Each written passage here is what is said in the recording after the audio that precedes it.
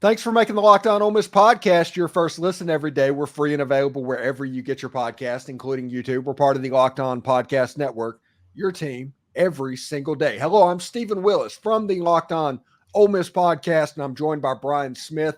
And I do want to say, before we get started, I should have had this reader up before we started, but I didn't. LinkedIn is the college football recruiting sponsor across the Locked On Podcast Network. LinkedIn helps you find the qualified candidates you want to talk to faster and for free. Post your job for free at linkedin.com/lockedoncollege. Terms and conditions apply. We talk with Brian Smith every week about recruiting around Ole Miss, and we have some interesting stuff to talk about this weekend specifically, or this week specifically. And that is a little bit of a rumbling that I've heard out of Mandarin High School in Jacksonville, Florida, that Ole Miss is either trying to get in the game or is in the game with Jaime Ffrench, the recent Alabama commitment, an all-world receiver, probably one of the better receivers that we've had come out in the last couple of years, all the talent in the world. What do you make of that situation? Jaime is a kid I've known since he was in 8th grade. Elite talent that just stood out, and he committed early to Bama, but then of course Nick stepped down and the Wolves have come calling. He's arguably the best receiver in the country, certainly top 5 by any measurement, and he's been dominant all spring, 7-on-7. Florida State, Miami, Ohio State, Ole Miss, Alabama's trying to get back in it. You name it, they're all recruiting him. To be honest with you, I know Jaime pretty well. Talking to him a couple weeks ago, he could go to a lot of different places. He wants to be somewhere where he could be featured. That's like why Ohio State's looked at the way they are. Ole Miss is getting involved. Obviously, they do a great job with receivers with the way Lane calls plays. I would not count out anybody that comes after him that can prove they could make him a better player and get him to the National Football League. Yeah, and it's an interesting situation because you're recruiting a player like Jaime Ffrench. And that Jackson Dart's not going to be the quarterback at Ole Miss next year. It's either going to be Walker Howard or Austin Simmons, or, I guess AJ Maddox could step up and do that as well. Maybe he has a big spring and gets through it as well. So it's not as cut and dry if you have a 3-year starter as the starting quarterback. Right. How important would any particular previous relationship with the Simmons family, if that starts swinging towards Ole Miss's way, would that matter? Well, he has different relationships all over the place, but he knows Austin Simmons. He's a Florida kid, for those of you who don't know. He's from Pahokee, down in the southern part of the state. So that's going to help them. And Ole Miss has always gotten kids out of Florida. That's not anything new. He also has a good relationship with Tramel Jones, his quarterback, who's committed to Florida State. So, there's all kinds of things. Some of the kids committed to Ohio State. But Ole Miss has got a shot just with Austin, though, because everybody knows him. He's a kid much like Jaime that everybody knew about, was a big-time recruit. He came up with him. That's kind of a wild card. If Austin was still at UF, I would think it would be an even better chance. But Ole Miss is intriguing because of Lane, too. I'm sure that the schools in the state of Florida, because all 3 of them would love to get him, are not real happy about Kiffin being involved because of his passing game prowess in the Simmons deal as well. I'm curious to see when Ffrench takes his visit and then I get a chance to talk to him again later this spring, what that's going to be like. And we'll change gear. Ole Miss got his first commitment of the spring a couple of weeks ago after their junior day, and that was Corey Amos. He's a defensive end out of Louisiana. Honestly, if you look at his frame, he's 6'3", 6'4", about 200 pounds. He fits the guy that Pete Golding wants to develop into a Will Anderson build. That's the way he wants it. He wants it to be 6'3", 6'4", 240 pounds, but he has all the ability in the world, right? I watched his film and I'm like, okay, let's see where he's ranked. Because the first 3 clips, I'm like, yeah, this is a take at LSU, and he's an hour from LSU's campus. And I don't think they're going after him I was surprised because they need front 7 help desperately in Baton Rouge. I think they made a mistake by not making him a priority. And he's not ranked as high as he should be either. I'm really shocked. I think this is a top 150 to 200 player in the country. Yeah, he needs a year to get a little bit bigger. But remember guys like Peter Boulware, et cetera, all these, the Freak, they're all 210 to 220 coming out of high school. This kid's going to weigh about the same. And, man, he is shot out of a cannon. Love his effort, his change of direction, his ability to just coil and drill a guy. It doesn't matter if it's a running back or quarterback. Give me all the guys like Amos you can give me. He's a dude. Yeah, I really think that he has a chance, especially in that jack position. You look at guys that Pete Golding is recruiting for that area. You have DJ Holmes that they brought in at the end of the last recruiting cycle. Another, not necessarily similar build athlete, but it was somebody that they're planning on developing weight-wise. It's part of the process. Do you find players that are not only talented, but also go into the scheme that which you're trying to run? Pete's doing that. If you don't get the guys that are going to be a good fit, then what's the point? This kid, I think, can play about anything. He could be a 3-4 outside linebacker, kind of like old school New York Giants, or he could be a guy that just puts his hand in the dirt and chases the quarterback every play. Just needs a year to get a little bit bigger. Cannot teach the athleticism, my friend.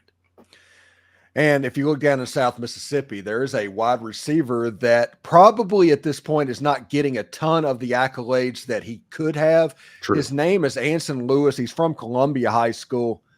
He's a typical wide receiver, but he is a little bit down on the list whenever you have a guy like Caleb Cunningham that is going to suck up all the attention. Anson Lewis is a guy that I think Ole Miss fans probably need to keep an eye on as this moves forward. He's a really interesting player. He's got the length you're looking for.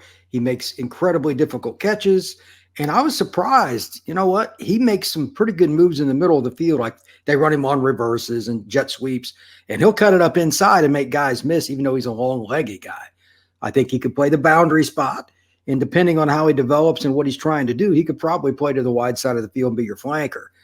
Big-time players in Mississippi is nothing new, and especially from a smaller area like where he's at. He's not that far from Hattiesburg or whatever, but it's not going to be an area that guys like me go through all the time. So he's not quite as well known. If he lived in Central Florida, if he lived in Atlanta, something like that, he'd be higher rated, but he could play. Speaking of Atlanta, the Under Armour Atlanta camp, which for Ole Miss fans annually is a camp that you need to pay attention to. And 100%. Pretty much anybody that Ole Miss is interested in is going to be at this camp this weekend. Yeah, I'm going to be going, and I'm really excited about it. It's really hard for them to have a camp that fits for these kids. They're going to have to travel somewhere. There's one in Houston this year, which is great. Maybe a few will go there too. But then the Atlanta camp, they've got a bunch of them. I'm hoping that Deuce goes. I know that I can't wait to see Akylin Deer. He's my favorite running back in the country in this class. They've got a bunch of guys going. And to be honest, maybe Otis finally gets some of his due. You and I have talked about Big Kevin before. I think he's a top 5 defensive tackle in the country, but he's from Hattiesburg. How many guys live down there that scout? Not very many. I'm telling you, you're going to see Mississippi kids go up the board. And, Cortez Thomas, another kid that's going. He's a guy I love out of Lexington, Holmes County. I think he's going to do well there as well. And this is a loaded Atlanta group, even by Atlanta standards. It's my favorite Under Armour camp of the year. There's a ton of Alabama and Mississippi kids we don't get to see as often. It's going to be a blast.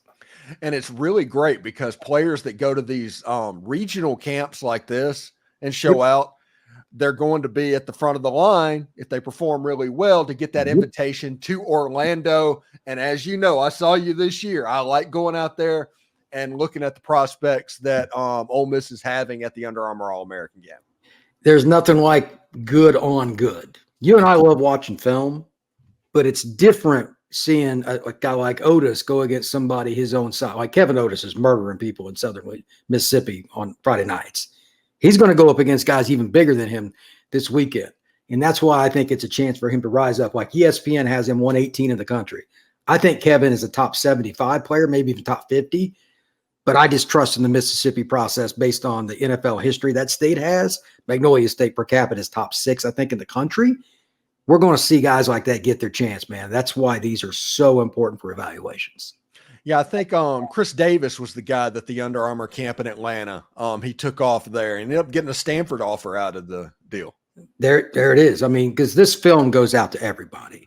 They send it to all the Power. The only school in the Power now 4 that doesn't take their film is Iowa. And if you've seen their offense recently, you should wonder why they're not. But that's not. Are you serious? They're the only school in the Power 4 that doesn't get the film from it. Don't get me started. But that's another story. Whatever. That's your choice.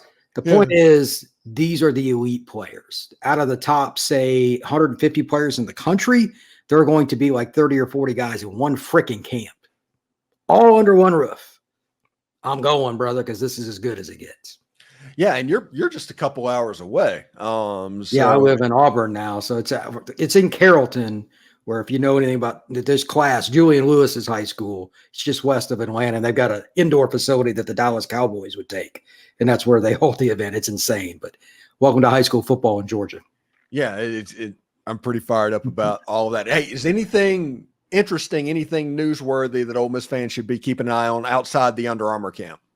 Well, I think right now is the most important time. If you're a truly smart recruiting fan, you got to check on who's coming for unofficial visits after this weekend, especially because Ole Miss will make some offers based on this. The next week or so, kids in Alabama, like they've been making noise in Alabama. One of the kids that's going to be there is Alvin Henderson. He's along with Akylin Deer, one of the top 2 to 4 running backs in the country. They're after him too. Wayne flew down to see him. Let's see who starts making preparations and announcing, I'm visiting Ole Miss, I'm visiting Mississippi State, I'm visiting Alabama, whatever. Because Ole Miss is, how many years in a row they plucked a really good kid out of Alabama? And I know you got to pay attention to your home state, and by all rights, you should. But if you could steal kids away from Auburn or Alabama, I'm sure Ole Miss fans would like that. And Wayne's been doing it. So the next couple of weeks will be very important for that. Thanks again for making the Locked On Ole Miss podcast your first listen every day. We're free and available wherever you get your podcast, including YouTube. We're part of the Locked On Podcast Network, your team every day. Brian Smith, the Florida football scout, and our guest, just the football scout at this moment. He's Locked On's football analyst. Thank you so much. And we'll talk to you next week, bud. I appreciate it, sir. Thank you much.